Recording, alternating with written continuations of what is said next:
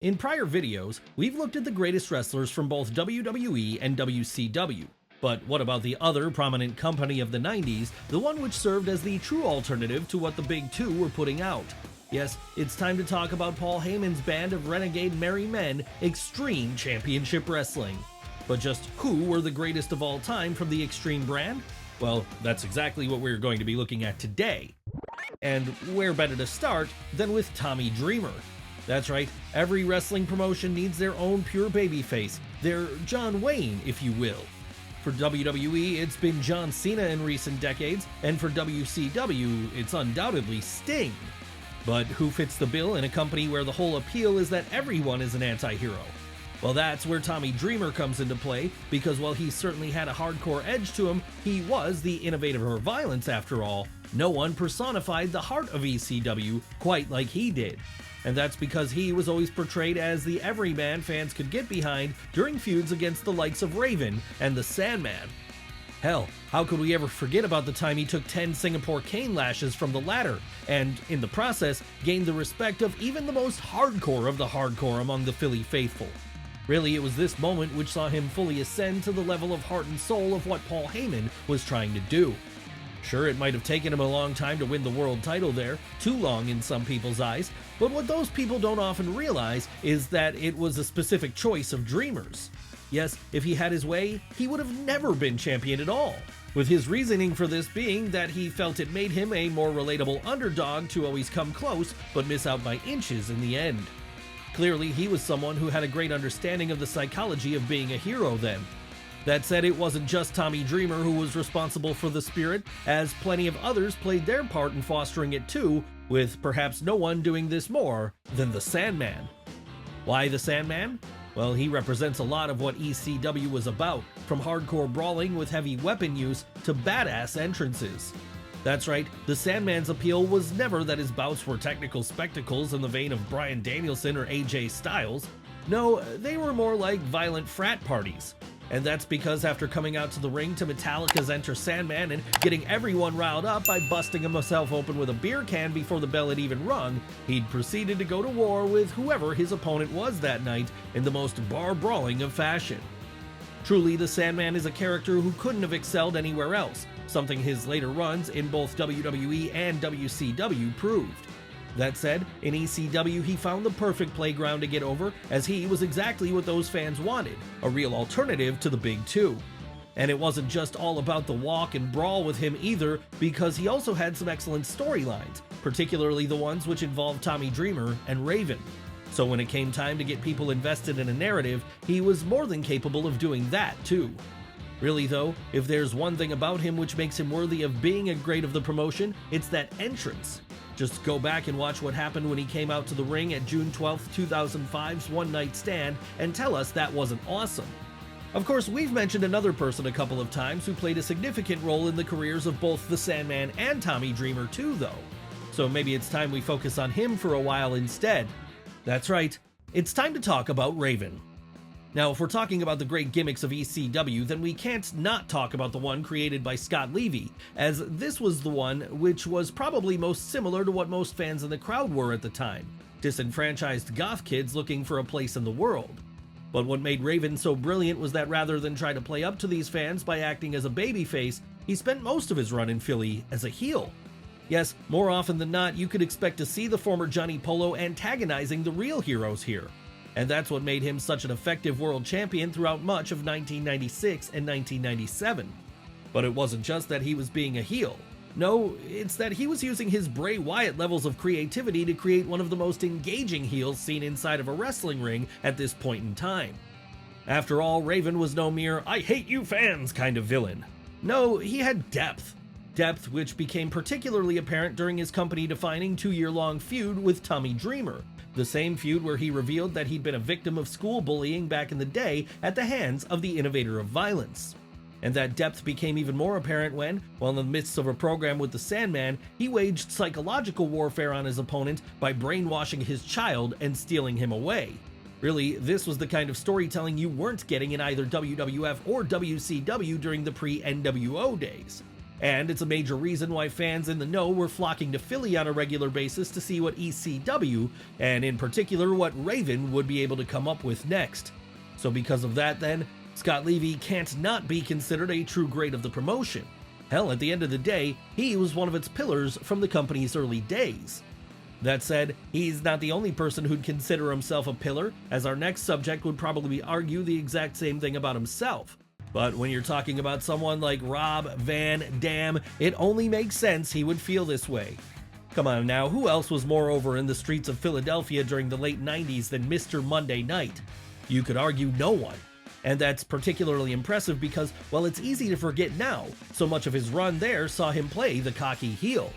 Yes, it wasn't uncommon for RVD to come out to the ring, put on a banger in a way that few others on the roster could, and then get on the mic and berate the fans, telling them that as soon as he got the chance, he was going to one of the big two because he was simply too good for ECW. And the strange thing is, every time he did this, those fans only loved him all the more for it. But then how couldn't they when he was presenting them with the kind of work he was? Well, this was a man who was pretty much ripped right out of a martial arts movie, probably one starring his namesake Jean-Claude Van Damme. And so for that reason it became impossible to not get behind the Battle Creek native, as he was just too good to boo for any length of time. And let's not forget one of the other major reasons he's considered a GOAT of Extreme, that career-defining run he had with their television title. Seriously, while a lot is made of how great folks like John Cena, Gunther, and Christian Cage have been at elevating secondary titles in recent times, they're all living in the shadow of what RVD was doing between 1998 and 2001. Why is this? Well, that's when his time as television champion reached such epic levels, it at points actually overshadowed what was happening with the world title. That's right, if you were watching back then, there's a real chance you saw the gold Van Damme was wearing and thought of it as the real top prize. After all, it was the one which saw the best matches being put on, and it was the one absolutely no one could beat the champ for. Hell, in the end, it would take an injury for him to be forced to vacate it, as by then, he simply couldn't get in the ring anymore. So when we're talking about people who elevated Extreme Championship Wrestling and made it the cool place to be at the turn of the millennium, Mr. Monday Night has to be high up on that list, as even today, he might be the first person people think of when they think of the brand. But what about arguably his greatest rival there? What about the man who was more hardcore than the Sandman and Tommy Dreamer combined? Surely he deserves a mention today. Who are we talking about here? Why, Sabu, of course. That's right, in ECW, no one else took as many risks as he did, and no one else littered their bodies with as many scars as a consequence. The closest thing we could compare it to in the modern day would be a more extreme version of Mick Foley's time as Mankind in the WWF. Need an example of the absolute insanity he represented? How about the time he tore his bicep open in the middle of the ring while taking part in a no-rope barbed wire match? A match which ECW actually promoted as being too extreme for even them after the fact. That said, the appeal of Sabu wasn't all just his wild stunts and his habit of supergluing his wounds shut instead of going to the hospital. Hell, it wasn't even the fact that every time he went to do his run-up on a steel chair onto the top rope leap of death, it mesmerized fans. No, it was that he was involved in some of the best feuds the company ever produced.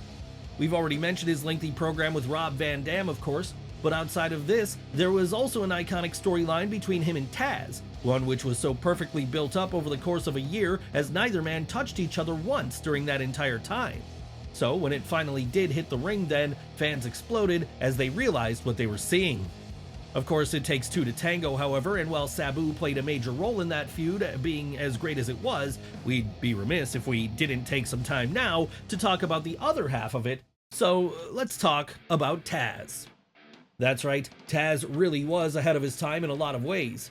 Seriously, before even Ken Shamrock or Dan the Beast Severn came along, Taz was introducing the wrestling world to the idea of what an MMA-based offense could look like inside of the squared circle.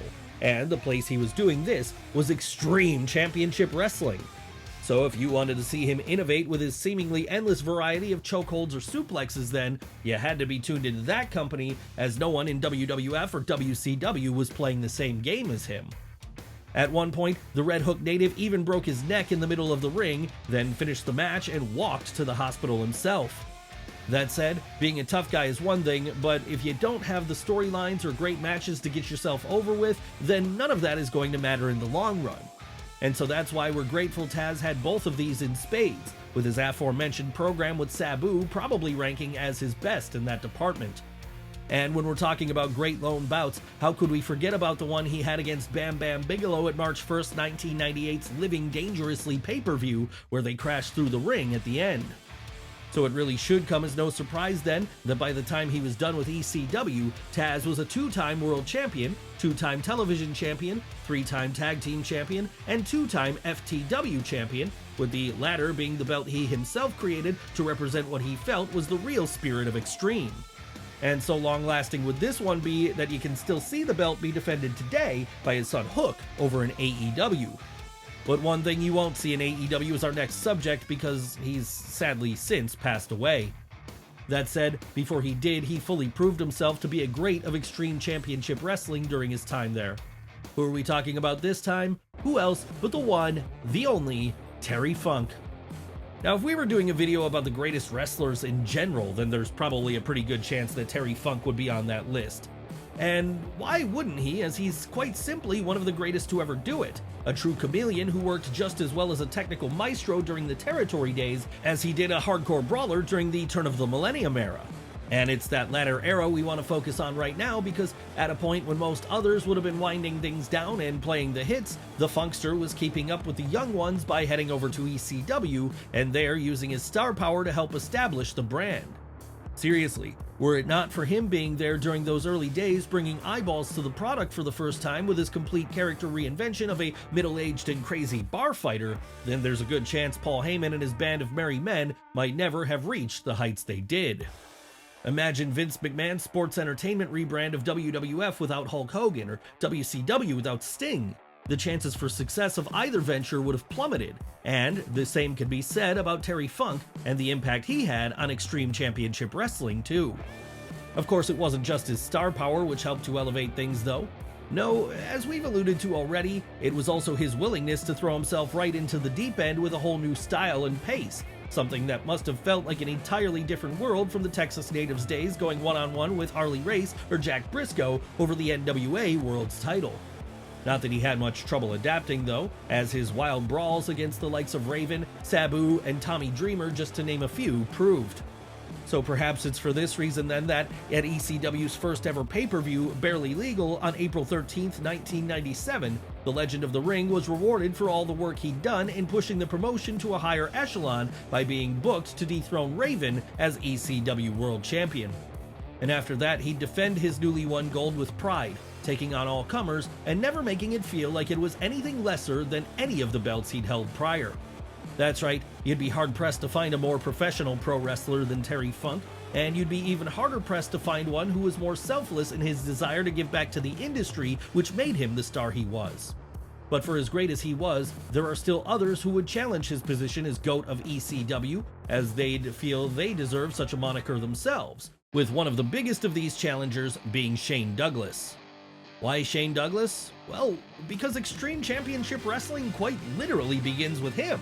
That's right, before it transformed into its more popular incarnation, the company was owned by Todd Gordon and was named Eastern Championship Wrestling, a local Philadelphia National Wrestling Alliance affiliate. Once Douglas won the NWA World's title on August 27, 1994, however, and from there proceeded to throw it down on the ground and proclaim himself Extreme Championship Wrestling Champion instead, everything changed and a revolution was birthed.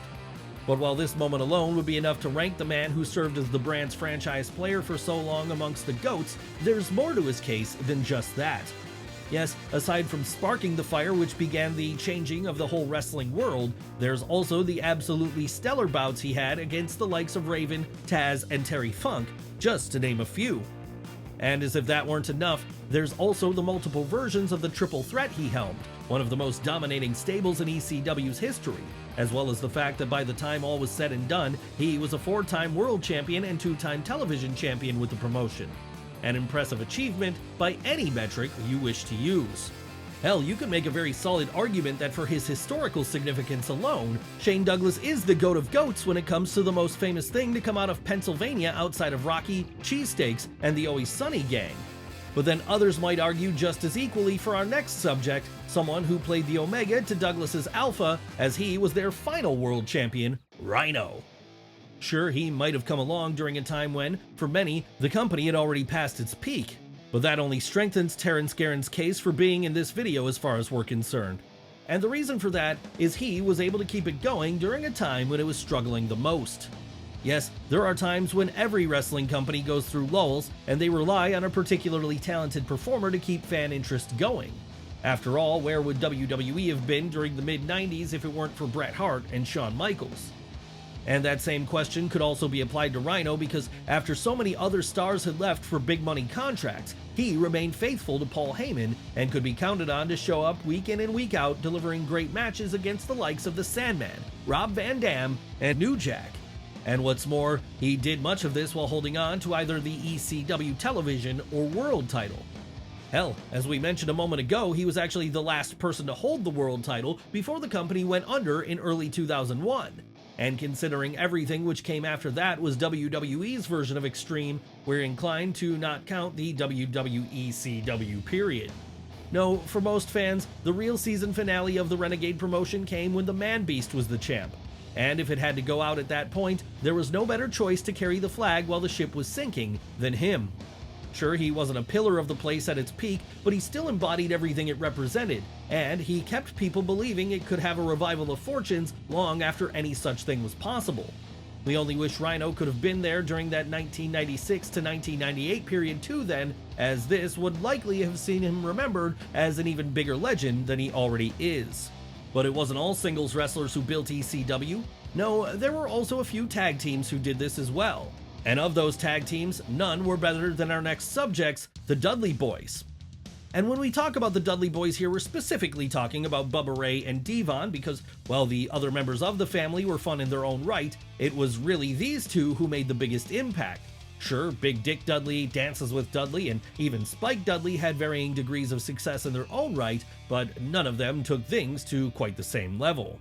Really, if you were a fan of tag team wrestling during the mid to late 90s, then ECW was the place to watch, because there, Bubba Ray and Devon were doing stuff none of the duos in WWF or WCW were doing. Need someone who can get on the mic and draw absolutely nuclear heel heat on the level of Roddy Piper at his peak? They had that down. And the same could be said for their ability to steal the show with a tag team encounter against opponents as wide and varied as the Gangstas, the Eliminators, or FBI. So perhaps it should come as no surprise that between 1995 and 1999, the Dudley Boys would win the ECW tag team titles on 8 separate occasions, a record no one else ever came anywhere close to beating. And during those rare times they weren't in possession of the belts, they were still usually at the forefront of the division. Yes, it could be argued their most famous run came once they jumped to WWF in 1999 and there proceeded to reinvent tag team wrestling all over again with the Hardy Boys and Edge and Christian, but they would have never gotten to this point if they hadn't had their legendary period in Philadelphia prior to that. That's right, when it comes to duos, there's no one else in the history of Extreme Championship Wrestling who more deserves the title of GOAT. Of course, everyone we've discussed today has just an equal claim to this though, as between them they all represent what ECW could be when it was at its best, something good enough to turn the entire wrestling world upside down and force it to rebuild itself from the ground up.